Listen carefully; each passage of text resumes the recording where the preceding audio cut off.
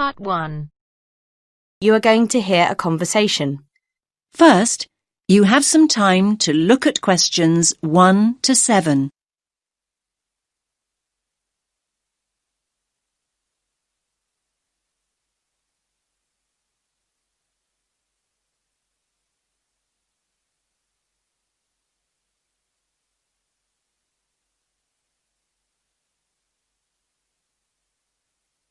Listen carefully to the first part of the conversation and answer questions 1 to 7.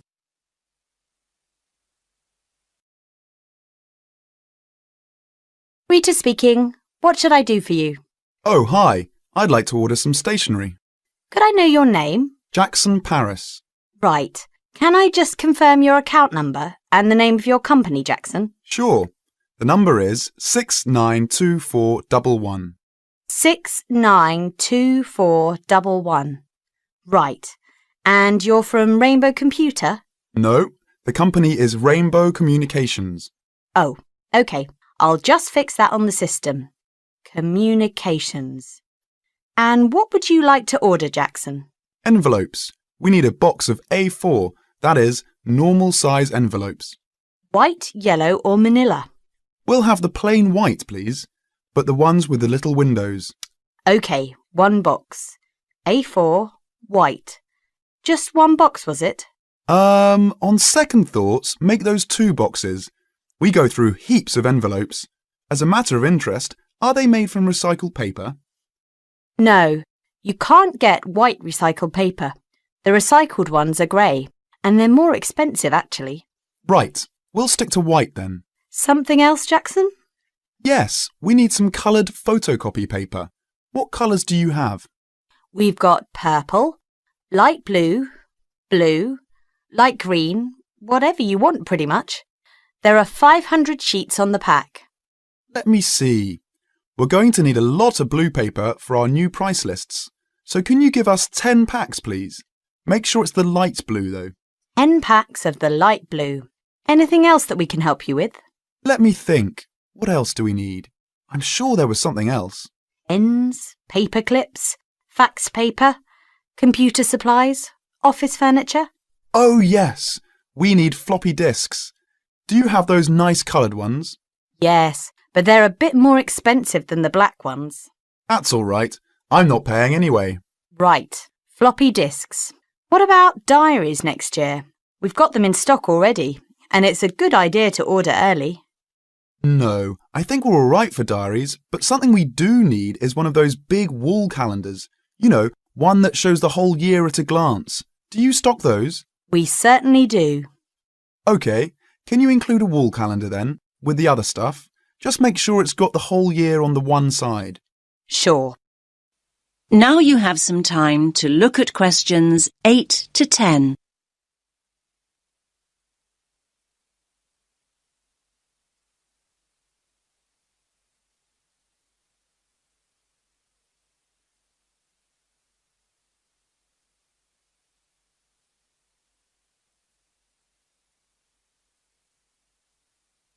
Now listen to the next part of the conversation and answer questions 8 to 10.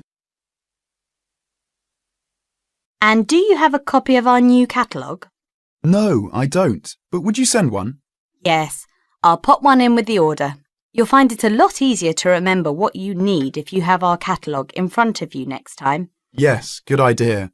And when can you deliver this? Should be with you tomorrow morning. Can you make sure that it's not after 11:30 a.m? Because we have to go out at 12. There's only myself here on Fridays. Fine. I'll make a note in the delivery docket that they should deliver before 11:30. Thanks very much. Thanks.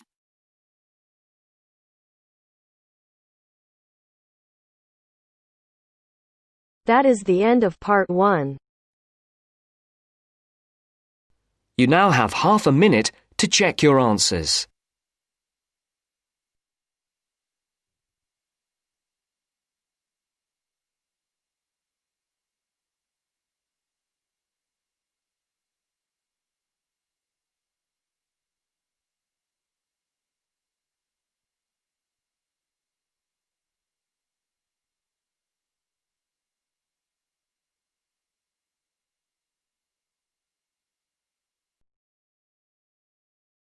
Now turns to part 2.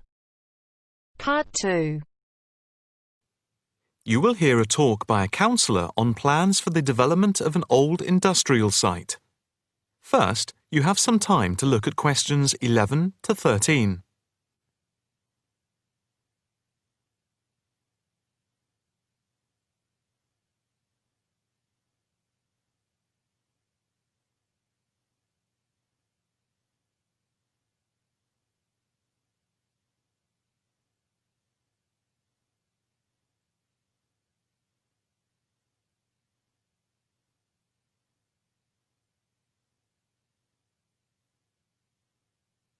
Now listen carefully and answer questions 11 to 13.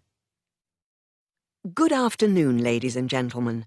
My name is Councillor Norma Boyd, and welcome to this exhibition about the development of the old paper mill factory and gasworks site, which has been lying unused for more than a decade.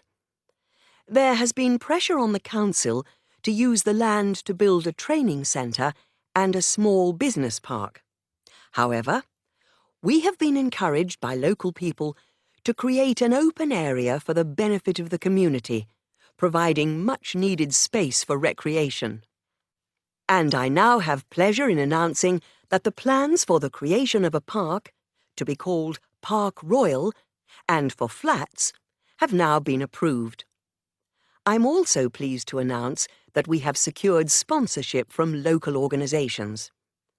More detailed plans of the developments are available from the council website, details of which are in your pack. In the meantime, I'd just like to take you through the plan here on the screen. Before you hear the rest of the talk, you have some time to look at questions 14 to 20.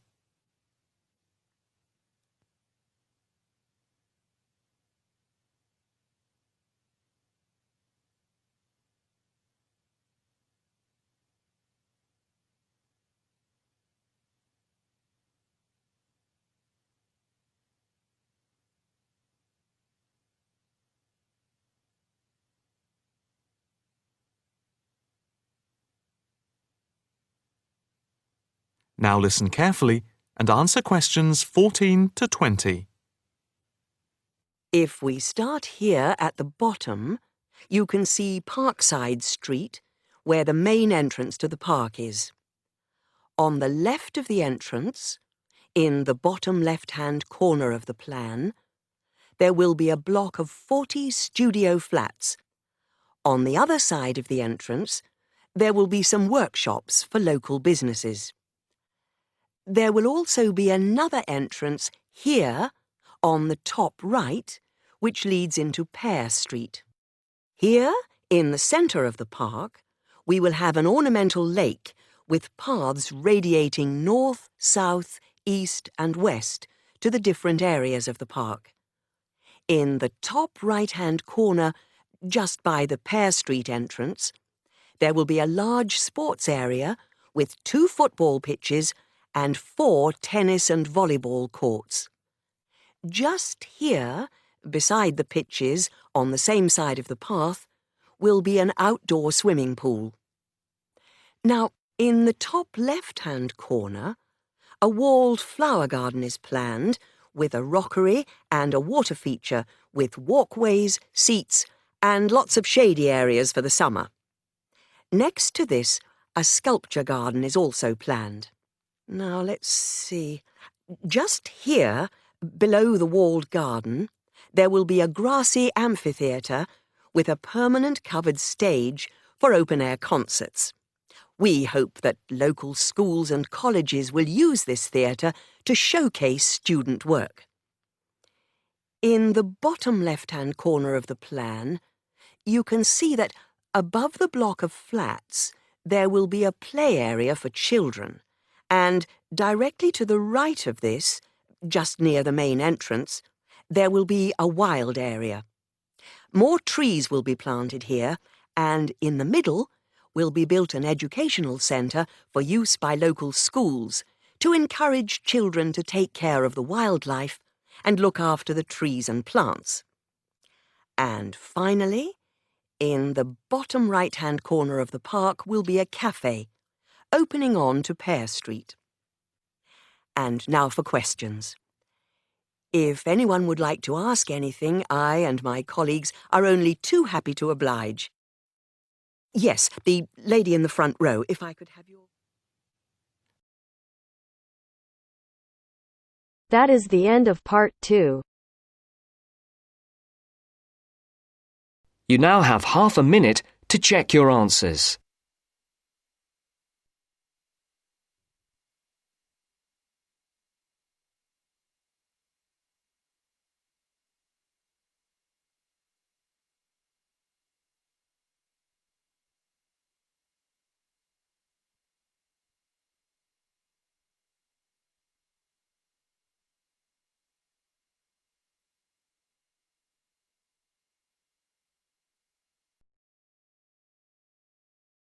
Now turns to part 3. Part 3. First, you have some time to look at questions 21 to 26.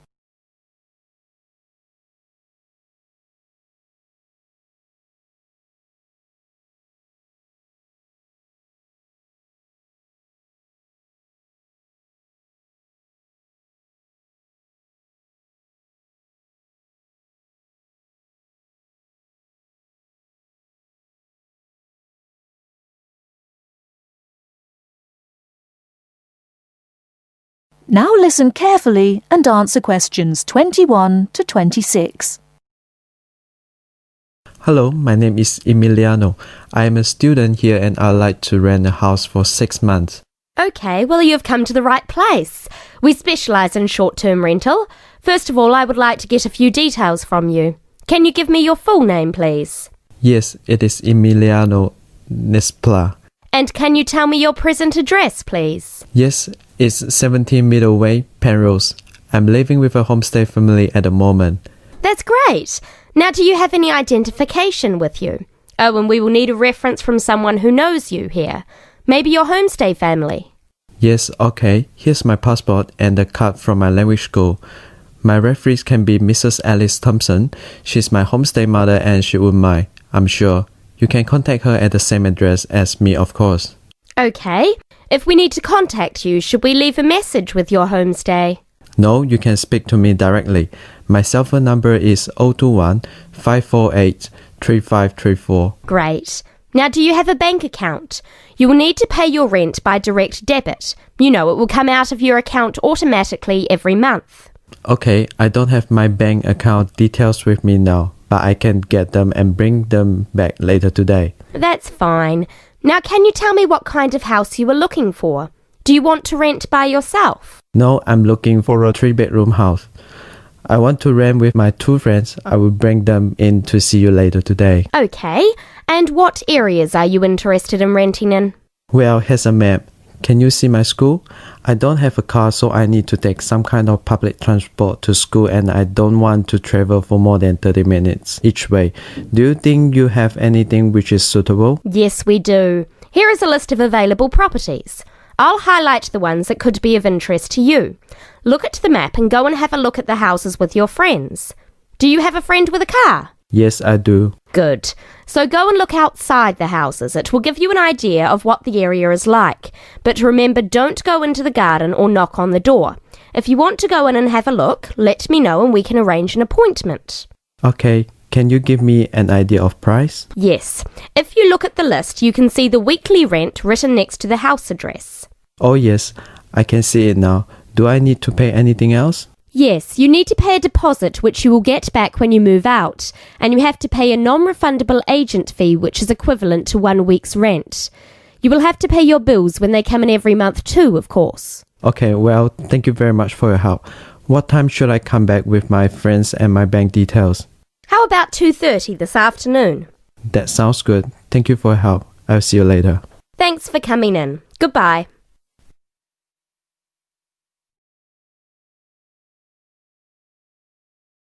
Before you hear the rest of the talk, you have some time to look at questions 27 to 30.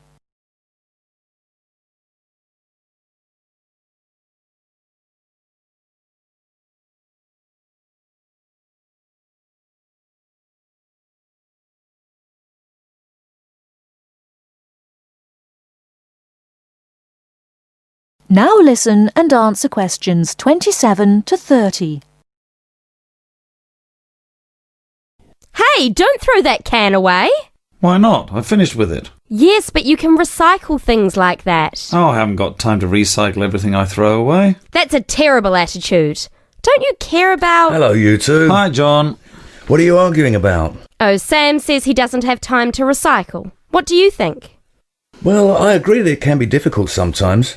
Do you always recycle everything then, Mary? Yes, I think everyone should.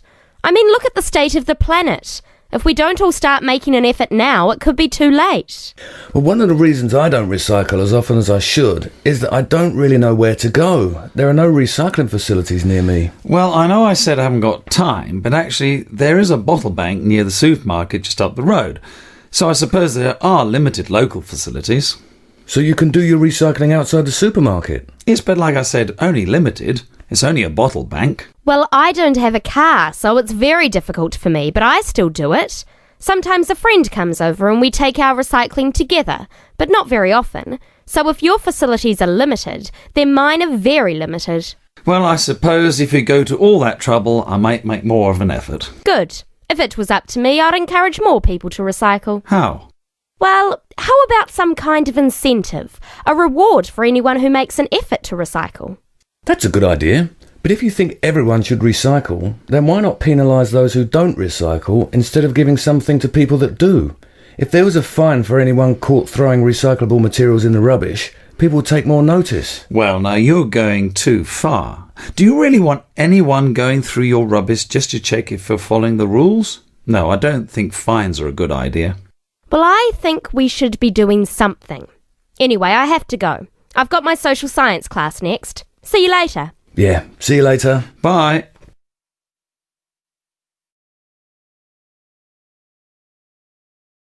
That is the end of part 3. You now have half a minute to check your answers.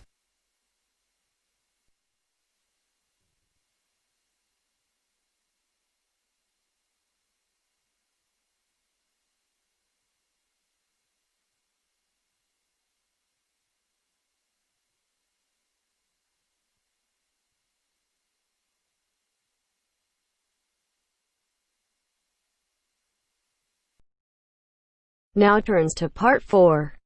Part 4. You will hear a talk about developments in public transport in large cities.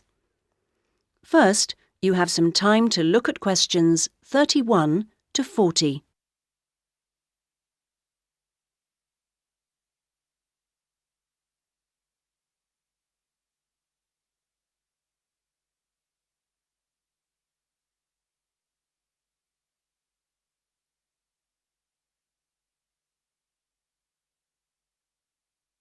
Now listen to the first part of the talk and answer questions 31 to 34. That big cities around the world are getting bigger is a clear trend. This situation is going to make the issue of transport increasingly important. Cities cannot work if their people and their visitors cannot move around. This means that public transport is vital to the success of cities. And yet, private car ownership is increasing all the time. Can these two facts be contained in the same reality? Isn't the car slowly but surely strangling the city? But we must acknowledge it does have genuine benefits. Having said that, the fact that car owners can escape to the mountains is of little relevance to the issue of daily city life, in which we need to do things like ferry heavy shopping and luggage around, something the car, of course, is invaluable for. But the so-called family car is rarely occupied by a family, just a single driver taking up a lot of road space. It's not only the car that clogs up our roads, of course. Trucks are heavy, noisy and smelly intruders. But it's hard to persuade companies to opt for rail freight rather than road. They argue that it is cheaper and more flexible, and trucks are undoubtedly able to go when you want, where you want. The cost claim is false, however. Truck companies don't hold themselves responsible for the environmental costs they incur, nor are they keen to calculate the time spent on repairs or delays. So, this is our first challenge, the sheer volume of traffic. If we compare 3 developed and urbanised countries, we can see interesting differences. The UK, for example, has just over 20 million cars, 1 for every 3 people approximately, and nearly 3 million buses and trucks. These figures sound very high, but in fact the Netherlands, although only a little over a quarter the population, has more vehicles per head of population. Meanwhile, Germany, bigger than both other countries put together, actually outstrips either in terms of vehicles per head of population.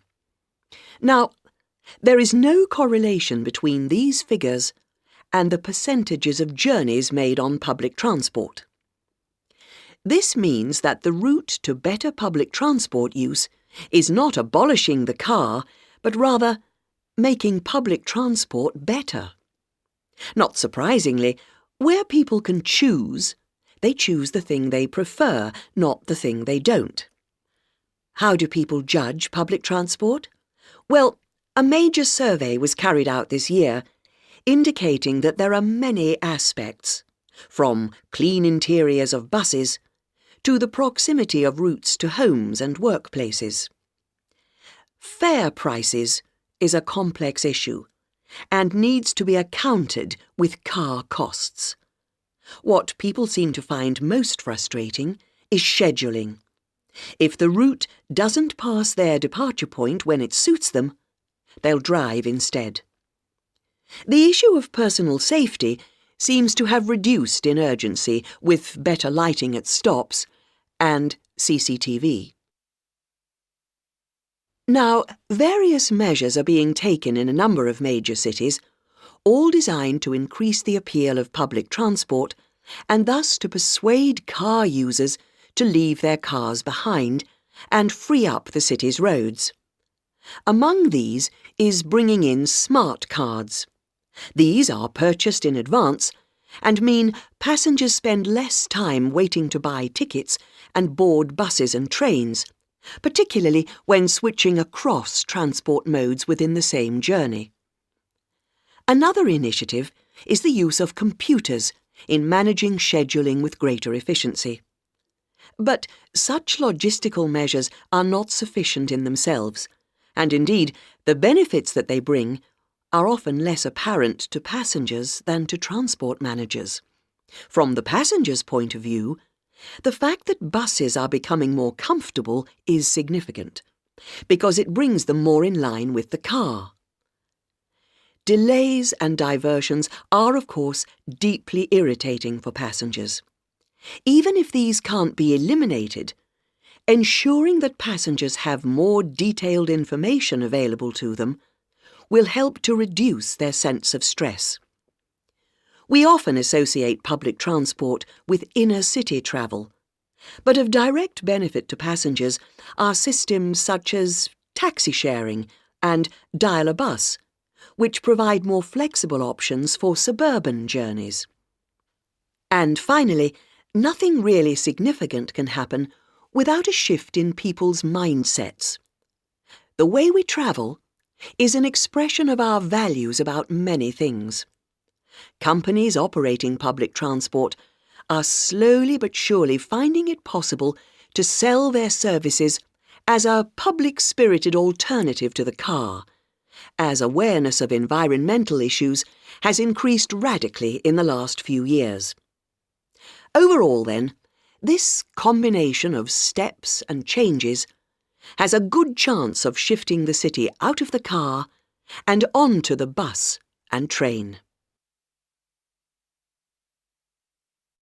That is the end of part 4. You now have half a minute to check your answers.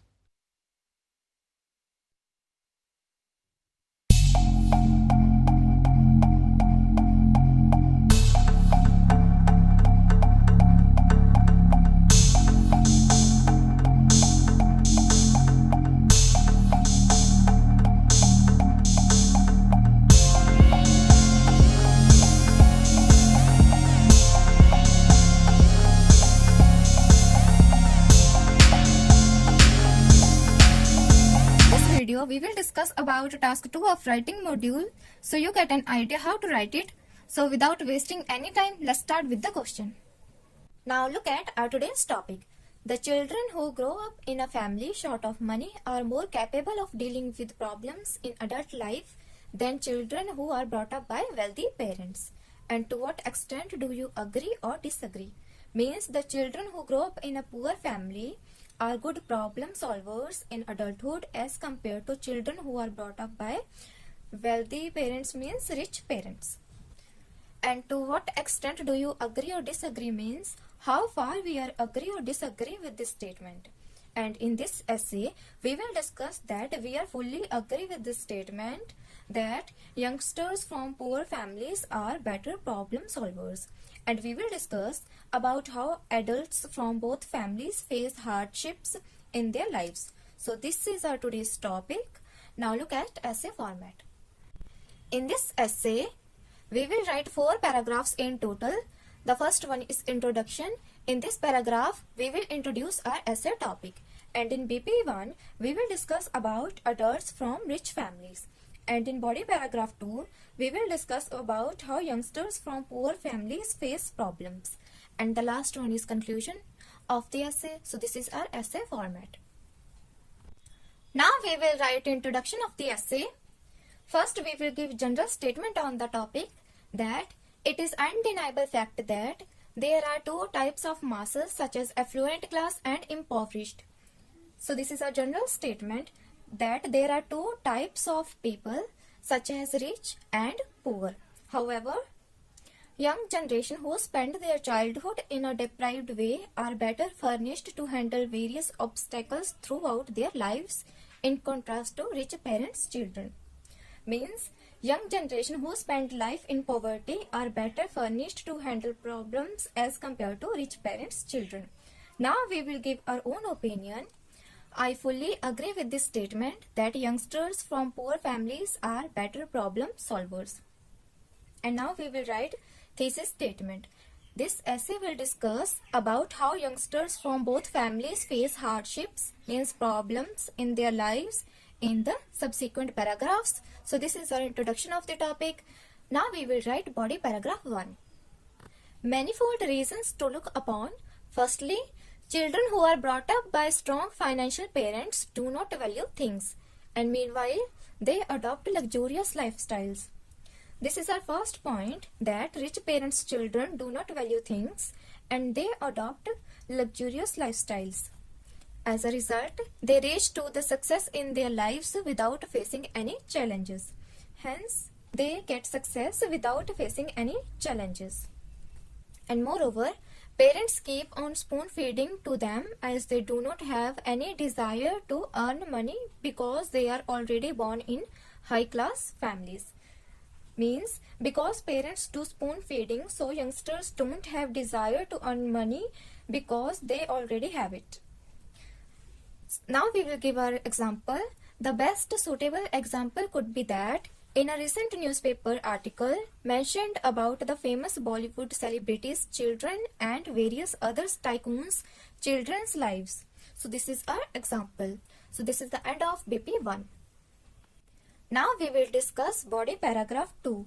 On the flip side, those youngsters who are brought up in a deprived class families know the importance of family responsibilities and their ambitions towards themselves.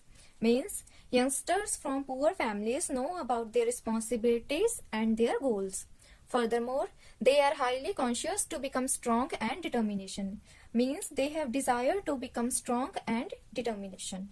And in addition to this, they want to become independent in their life and they give more priority towards their career. Means because they want to become independent, so they give more importance. Priority means more importance to their career. And lastly, they have the potential to make their own decisions and become successful. So this is our BP2. Now we will discuss conclusion of the essay. To sum up, the economic condition of the family has a profound impact on children's development. Means the financial condition of the family has an extreme impact on children's development. And it is true that adults who belong to poor families become better version of their lives and reached at high levels of success as compared to those who belong to wealthy families. So this is the conclusion of the essay. Now we will see vocabulary. Now look at the vocabulary that we have used in this essay. Undeniable means irrefutable, affluent means rich, impoverished means poor, deprived, needy, obstacle means difficulty, conscious, aware, priority means more important than others, tycoon, a wealthy or powerful person in business or industry, profound means extreme. So this is the vocabulary of the essay. You can take screenshot if you like, and you should use these kinds of words in your essay in order to fetch high band score. So this is the end of our video. Hope you learned something.